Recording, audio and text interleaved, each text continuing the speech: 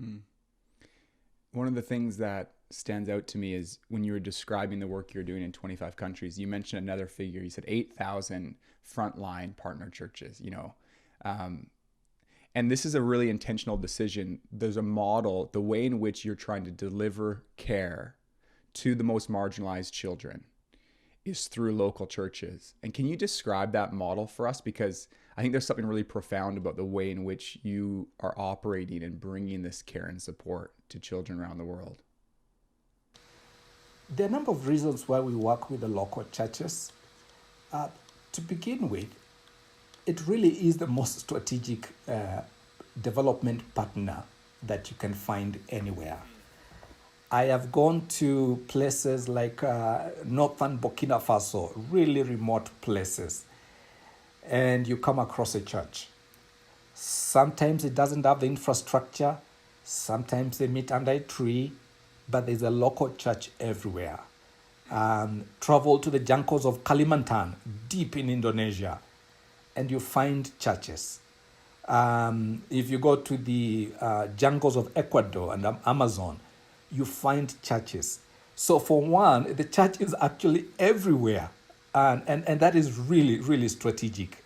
Secondly, it is always the most trusted local institution, trusted perhaps even more than the local governments. And sometimes there's even no government present, but there is a local church. And the beauty of that local church, whether it meets under a tree or some mud walled, grass thatched roof, as we see in many places in Africa, that local church always has a very intimate knowledge and understanding of the local community. They know which family has slept hungry. They know which family is struggling with what, because people come to the local church and they share these things by way of prayer, by way of seeking help. So the church is really embedded in the community. It is part of the community and understands the community. And then thirdly, the church has always had a calling and a heart for the poor. They care about these things deeply. They care about the children that are going hungry. They care about the families that are sleeping hungry.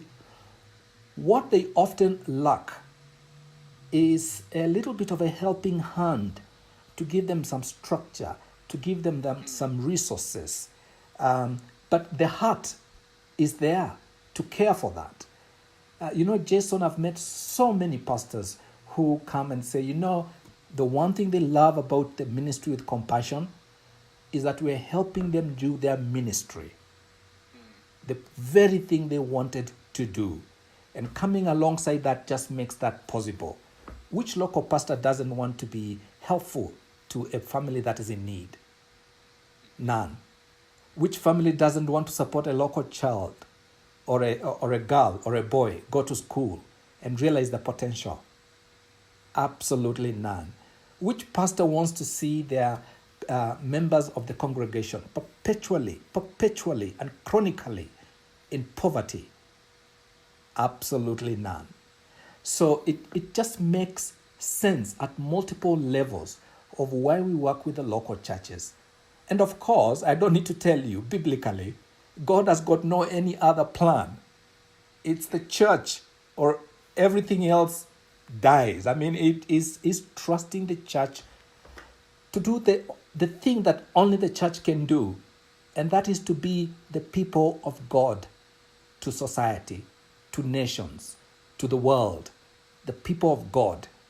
So it's really couldn't make any better developmental sense to work with the local churches. And historically, Jason, as you know, the Christian church history has always demonstrated that the church has always been called to the poor. In fact, the early church made care for the poor as part of its liturgy, as part of its worship.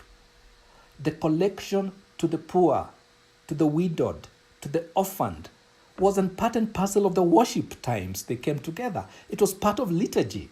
So caring for the poor has always institutionally for the church been something that has always gone way when the church started. So it is very strategic at all these very different levels. and it is trusted by governments as well. I mean, in fact, many times when government wants to close church is because they are threatened, because the church stands for justice and truth. But in many parts of the world where we work, the church is one of the most trusted institutions that we can work with.